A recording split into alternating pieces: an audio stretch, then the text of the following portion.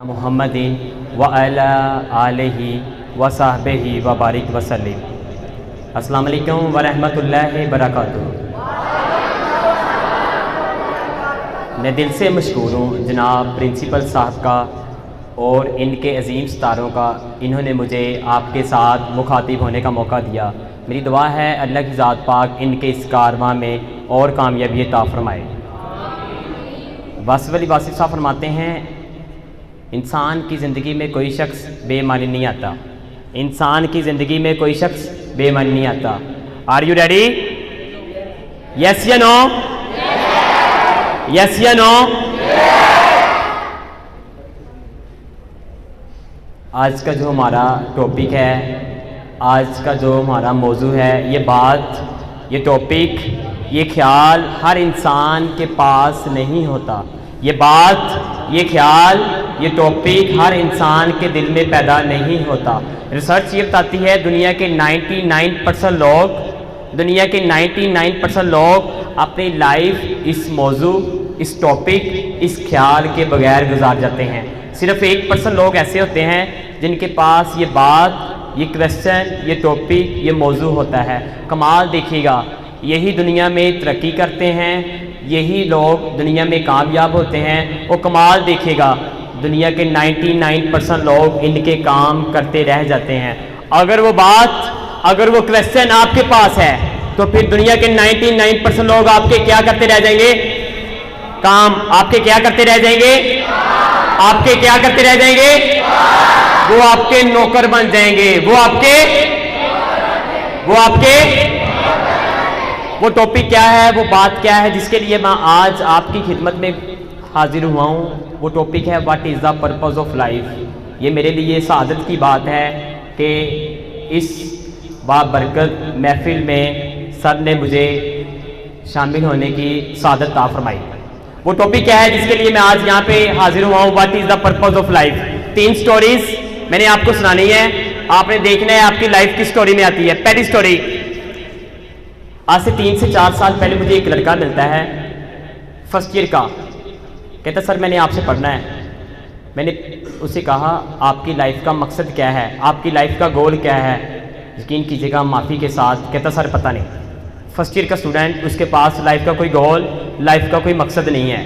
ये पहली कहानी है। सेकंड कहानी, मैं किसी स्कूल में सेशन कर रहा हूँ। सेशन के दौरान एक बच्चा उठता है, कहता सर मेरी लाइफ का मकसद ये है, जैसे कायद इकबाल इस दुनिया से जा चुके हैं, जैसे कायद इकबाल इस दुनिया से जा चुके हैं, मगर आज भी वो लोगों के दिलों में, मैंने उससे पूछा भाई आप ऐसे कौन से काम करेंगे आप भी लोगों के दिलों में ज़िंदा रह सकें? कहता सर मैं कुछ अदारे बनाऊंगा जहाँ पे लोग आए उनका मुफ्त इलाज हो।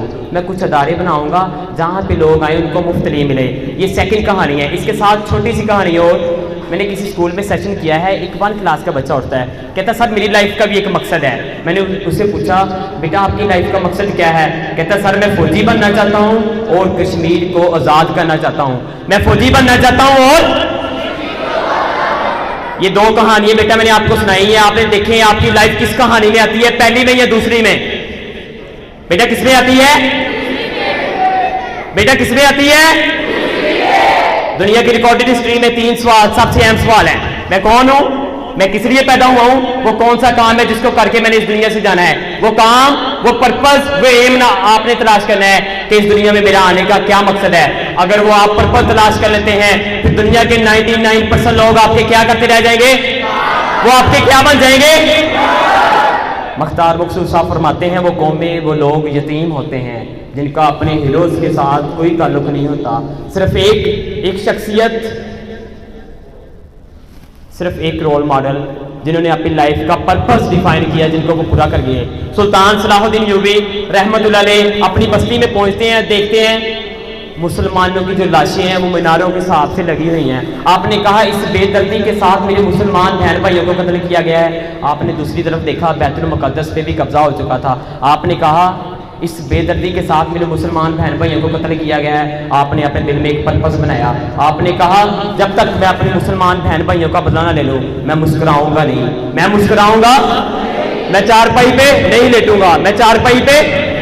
राइटर्स लिखते हैं 3 साल तक आप मुस्कुराए नहीं, 3 साल तक आप चारपाई पर लेटे। वो लिखते हैं जब आप बहुत ज़्यादा थक जाते आप अपनी कमर दीवार के साथ लगा लेते मगर लेटते ना, क्योंकि आपकी लाइफ का मकसद था कि मैंने बैतुल मुक़द्दस को दोबारा आज़ाद करना है। यहाँ तक हुआ जब सुल्तान सलाहुद्दीन अय्यूबी बैतुल मुक़द्दस के फतह के लिए निकलते, वो लोग क्या करते, सुल्तान का ईमान तबाह बर्बाद करने के लिए, सुल्तान का ईमान तबाह बर्बाद करने के लिए आपके रास्ते में नौजवान औरतें खड़ी कर देते कि सुल्तान का ईमान तबाह बर्बाद हो जाए, मगर सुल्तान सीधा निकल जाते। यहाँ तक हुआ पूरी दुनिया की ईसाइयत आपके मुकाबले के लिए आई, आपका कोई नुकसान ना कर सकी।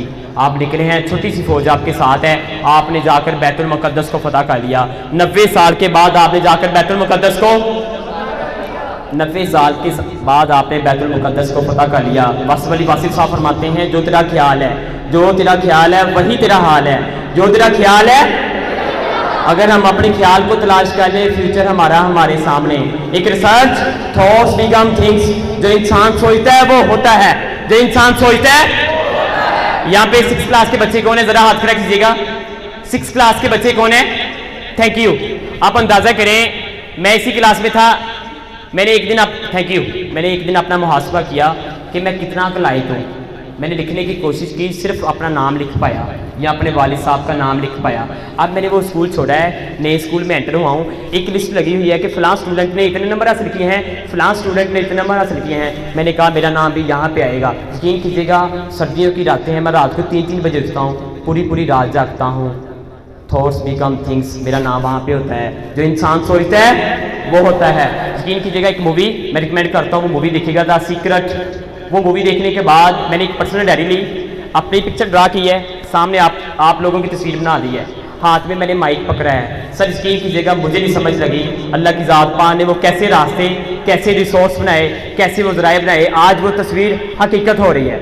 आज वो तस्वीर जो इंसान सोचता है वो होता है।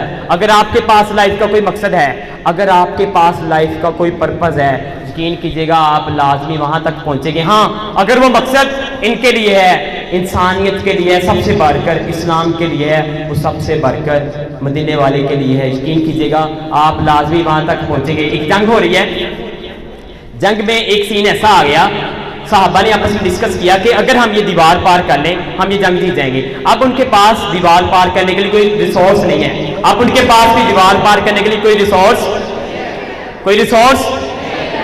एक साहबी उठते हैं, वो कहते हैं मुझे आप नेज़ों पे चालें, मैं दूसरी तरफ चले जाऊंगा, हम ये जंग जीत जाएंगे। उन्होंने कहा ऐसे तो आपको मौत आ जाएगी, ऐसे तो आपने कहा मुझे मौत नहीं आएगी, मुझे मौत। उन्होंने कहा क्यों? आपने फरमाया, मेरे आका सल्लल्लाहु अलैहि वसल्लम ने फरमाया। भाई सब बच्चों की तरफ कैमरा करें बेटा, जब भी आज की महफिल इसमें यही आपने सीखना है, जब भी आका सल्लल्लाहु अलैहि वसल्लम आपका इसमें ग्रामी आए, आपने नजरें झुका लेनी है, सीनों पे हाथ रख लेना है। मेरे आका सल्लल्लाहु अलैहि वसल्लम। भाई सब बच्चों की तरफ कैमरा करें, मेरे आका सल्लल्लाहु अलैहि वसल्लम।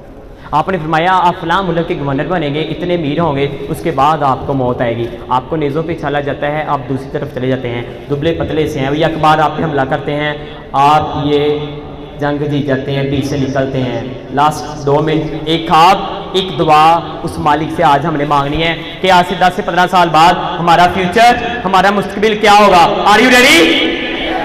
एक दुआ आज हम मालिक से मांगने जा रहे हैं, 10 से 15 साल बाद हमारा मुकाम क्या होगा। जो बच्चे यहाँ पे मौजूद हैं, सबकी आंखें बंद हो, जिस्म स्टिल हो, आज का दिन उस मालिक से कुछ मांगते हैं हम। जी बेटा आपकी आंखें बंद हो, बिस्मिल्लाहिर्रहमानिर्रहीम। बेटा सबसे पहले, हमारे पास टाइम बहुत कम है, सबसे पहले बेटा आपकी आंखें बंद हो, अपनी वालदा को सोचें। मैं उनसे मुखातिब हूँ जिनकी आंखें बंद हैं। बेटा सबसे पहले आप अपनी वालदा को सोचें। बेटा आपको आपकी वालदा नजर आ रही है? अब अपनी वालदा को मुस्कुरा कर देखें। हदीस पाक में आता है जो अपनी वालदा को मुस्कुरा कर देखता है उसको एक हज का स्वाब मिलता है। अब आपने ये इमेजिन करना है, आपके माइंड में ही लिखा नजर आ रहा है माँ, या उनकी तस्वीर नजर आ रही है, उनकी तस्वीर नजर आ रही है, यानी कि हमारा माइंड तस्वीरों में सोचता है। आज उस मालिक से मांगे हैं, बारी ताला हर चीज़ का एक मकसद है, इस माइक का, इस डाइस का, इस मोबाइल का, हर चीज़ का मकसद है। ए बारी ताला मेरा क्या मकसद है? क्या खाना पीना, सो जाना और शादी करना मेरा मकसद है? ये काम तो जानवर भी कर रहे हैं, फिर मुझे में और जानवर में क्या फ़र्क हुआ? ए बारी ताला मुझे मकसद दे दे, ए बारी ताला मुझे एक पर्पज़ दे दे। आज का दिन बहुत बड़ा है, आज का दिन तेरे महबूब का दिन है, आला हजरत जिनके तारीफ फरमाते हैं, कोई क्यों पूछे तेरी बात है रज़ा, तुझसे कुत्ते हज़ार फिरते हैं।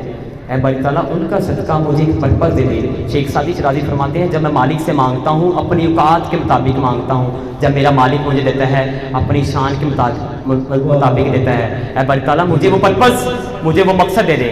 बेटा ये जो चीज़ आपने सोची है इसको जाकर आज अपनी पर्सनल डायरी में लिख लें, जब भी आपको टाइम मिले आपने इसको सोचा करना है। Thank you. आंखें खोल लें। वासिफ साहब फरमाते हैं, अगर तेरे आने से इस दुनिया में फ़र्क पड़ा है, अगर तेरे आने से इस दुनिया में मज़ा इस बात का है जब तुम इस दुनिया से जाओ एक फ़र्क पड़े। लोग ये कहें आज वो जा रहा है जिसने इंसानियत के लिए, इस्लाम के लिए बहुत काम किए हैं। जब हमारा जनाजा उठे लोग उस जनाजे को कंधा देने के लिए तरसे। जो देखी हिस्ट्री तो मैंने फिर कामिल यकीन आया, जिसे मरना नहीं आया उसे जीना नहीं आया। मुझे अभी आपने ये बताना है लाइफ में पर्पज़ होना चाहिए, यस या नो। लाइफ में पर्पज़ होना चाहिए, लाइफ में मकसद होना चाहिए, लाइफ में टारगेट होना चाहिए, लाइफ में गोल होना चाहिए, लाइफ में विजन होना चाहिए, लाइफ में कुर्बानी देने का जज्बा होना चाहिए, लाइफ में अदब करने का जज्बा होना चाहिए।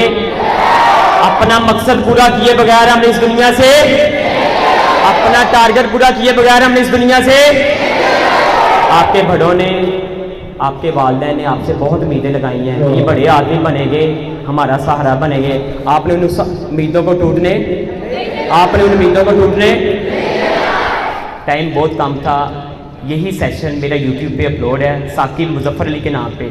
अगर कोई कमी पेशी रह गई हो, अगर कोई कमी पेशी रह गई हो, आप वहाँ से सीख लीजिएगा। लास्ट चीज़ सर, अगर सिर्फ एक मिनट, अगर आप मुझसे पूछें मैं यहाँ तक कैसे पहुँचा हूँ, यकीन कीजिएगा, यकीन कीजिएगा मैंने सिर्फ अपने उस्ताज़ा की जुतियों को उठाया है, अपने उस्ताद का जूठा पानी पिया है। अगर मैं अपना पास्ट आपको बता दूं मैं क्या करता रहा हूँ, मुझे इंसल्ट महसूस होती है। मैं किसी को बताता नहीं हूँ कि मैं 10 से 12 साल क्या करता रहा हूँ। मेरी लाइफ मुकम्मल की मुकम्मल चेंज हो गई है कि मोहम्मद से वफा तुमने तो हम तेरे हैं, ये जहाँ चीज़ क्या है लोहो कलम तेरे हैं। बेटा अगर कोई आपसे पूछे लाइफ का पर्पज़ है, आपने उससे कहना है यस, दाएं हाथ से खड़ा करके। क्या आपके पास लाइफ का कोई मकसद है? क्या आपके पास कोई लाइफ का मकसद है? पाकिस्तान का मतलब क्या? पूरा कलमा तो किसी नहीं आता। पाकिस्तान का मतलब क्या?